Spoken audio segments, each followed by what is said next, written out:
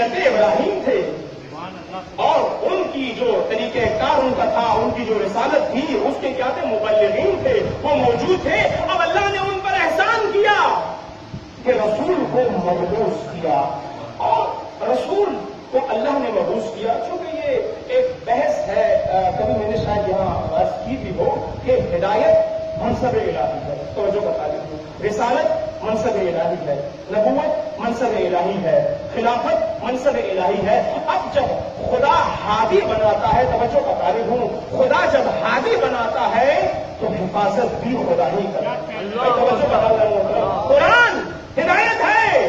جب قرآن ہدایت ہے، قرآن جہاں خود ہدایت ہے وہاں معجزہ بھی ہے. جبھی تو قرآن نے آواز دی کہ اِنَّا نَحْنُ نَزَّلْنَا الذِّكْرَ وَإِنَّا لَهُ لَحَافِظُونَ. قرآن ہدایت ہے، نازل ہم نے کیا اور حفاظت بھی ہم کرنے والے ہیں. چونکہ خدا قدرت مطلقہ رکھتا ہے، خدا ہدایت بھی بھیجتا ہے، حفاظت بھی کرتا ہے، اور پیغمبر کی ذات مجسمہ ہدایت ہے. بھائی جو رسول مبعوث کر رہا ہے وہ محافظ کو بھی خود عطا کر رہا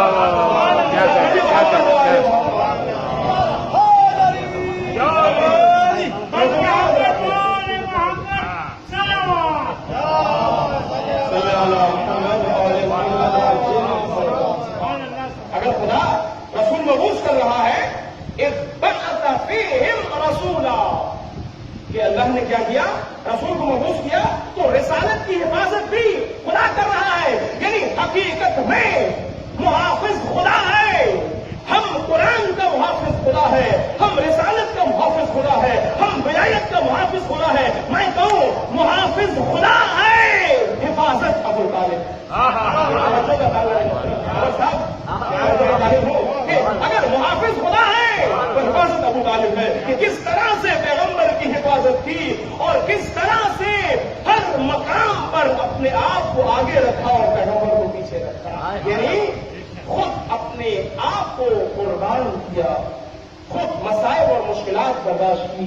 شیب ابی طالب میں 3 سال تک محاصرے میں رہے، اور یہی وجہ ہے کہ اسی سبب سے، کمزوری کی وجہ سے اور ان حالات جو ہے وہ حالات کو برداشت کرنے کی وجہ سے اتنی کمزوری ہو گئی تھی کہ پھر جناب ابو طالب اس کے بعد وفات پا گئی تھا عرصے بعد. اور اسی طرح جناب خدیجہ الکبریٰ سلام اللہ علیہا بھی چند عرصے کچھ مہینوں بعد کیا ہے وفات پا گئی. اور اس کے بعد پیغمبر نے اس سال کو عام الحزن قرار دیا، غم والا سال. کیوں؟ کیونکہ جناب ابو طالب کا احسان تھا پیغمبر صلی اللہ علیہ وسلم. محسن رسول اللہ ہے، محسن اسلام ہے.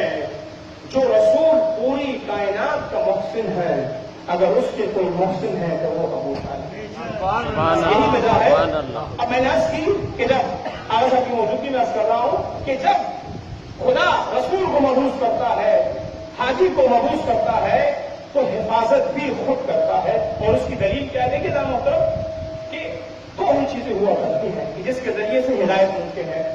ایک ہے قول اور ایک ہے فعل.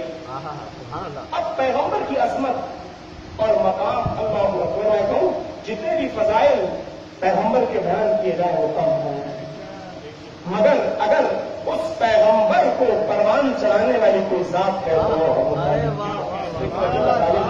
2 ہی چیزیں ہیں، یا قول یا فعل. اب دونوں کے بارے میں خدا نے کس طرح سے تصدیق کی قرآن میں انشاءاللہ آگاہ سب مومنین ماشاءاللہ کس طرح سے تصدیق کی کہ وما ينطق عن الهوى الا وحي يوحى. میرا حبیب نطق نہیں کرتا ہے جب تک وحی الہی نہ نازل ہو جائے. یعنی قول رسول قول خدا ہے. اور اسی طرح دوسرا فعل ہوا کرتا ہے کہ اپنے فعل کے ذریعے سے ہدایت کی جائے. مگر پیغمبر کا فعل کتنا تصدیق شدہ ہے کہ خدا کہتا ہے کہ اے رسول بنا رمیتا ولکن اللہ رما. اے رسول تم نے تیر نہیں پھینکا بلکہ خدا نے پھینکا ہے. یعنی جو رسول فرما دے وہ خدا نے فرمایا ہے، جو رسول فعل انجام دے وہ فعل سبحان اللہ. اب آپ دیکھیے کہ خدا خود حفاظت کرتا ہے. یعنی پناہ کس نے دی؟ خدا نے. حفاظت کس نے کی؟ خدا نے کی. مگر یہاں قرآن میں خدا آواز دے رہا ہے الم یجدک یتیما فآویٰ. دیکھیے آیت کا نسخہ دیکھیے ووجدک ضالا فہدیٰ.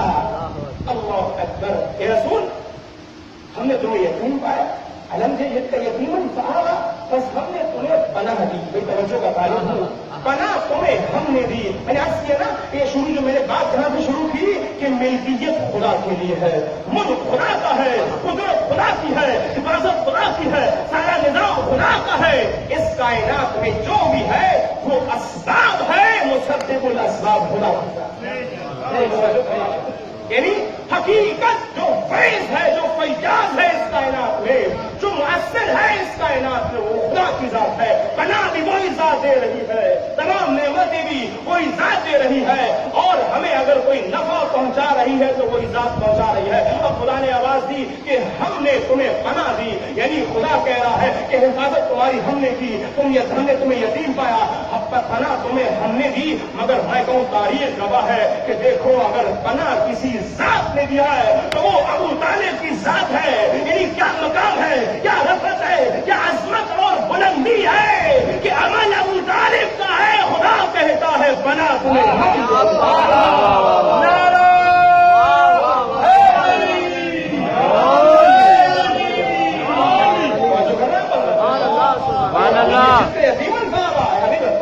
ہم تمہارے محافظ ہیں. مگر ظاہری طور پہ حفاظت کون کر رہا ہے؟ جناب ابو طالب. یعنی محافظ خدا منتخب کرنے والا ہے, سلطان النصیر. نصیر ہے وہ خدا نے منتخب کیا ہے. اور میں کہوں خود فقط ناصر نہیں ہے بلکہ فرزند بھی ناصر رسول خدا.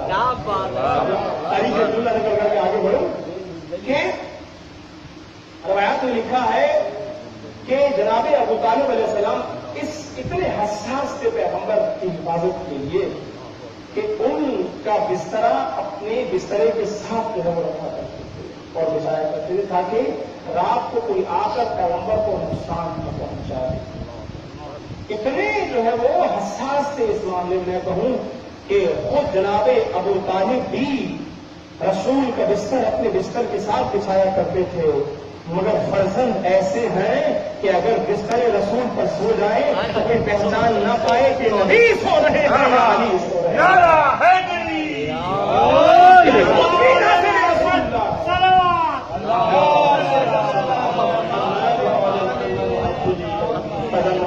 یہ ہے جناب شان ابو طالب علیہ السلام.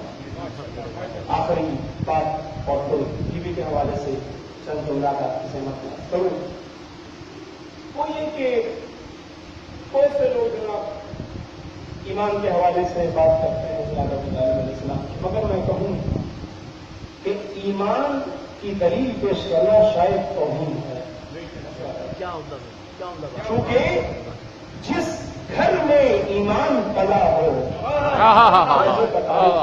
جس گھر سے اسلام نکلا ہو, اس کے بارے میں, اس کے ایمان کے بارے میں دلیل کی ضرورت نہیں ہے بلکہ خود ایمان کا اس کے گھر میں ہونا ایمان کی دلیل.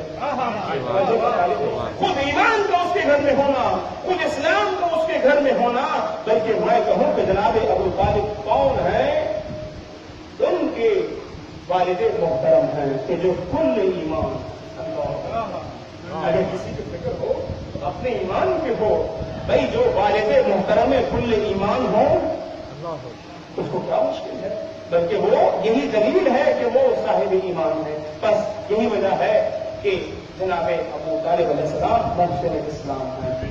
اب خدا بھی احسان کا بدلہ احسان دیتا ہے. ہر جزا الاحسان الا الاحسان. تو اتنا بڑا احسان ہے کہ پیغمبر کی حفاظت کی. اب خدا بدلہ کیا دے رہا ہے؟ شاید حضرت جوالی صاحب اپنی کتاب میں لکھتے ہیں کچھ صورت میں کہ دیکھیے خدا کیا اجر دے رہا ہے. اب دیکھیے کہ پیغمبر کے بارے میں عرض کیا کہ یہ پیغمبر کون ہے؟ سراج منیرہ, تو روشن چراغ ہے.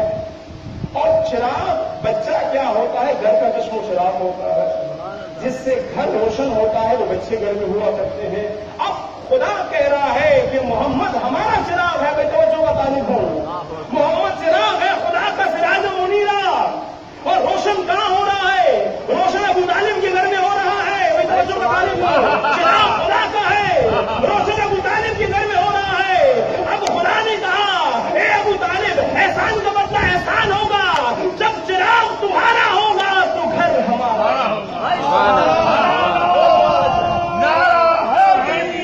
بہت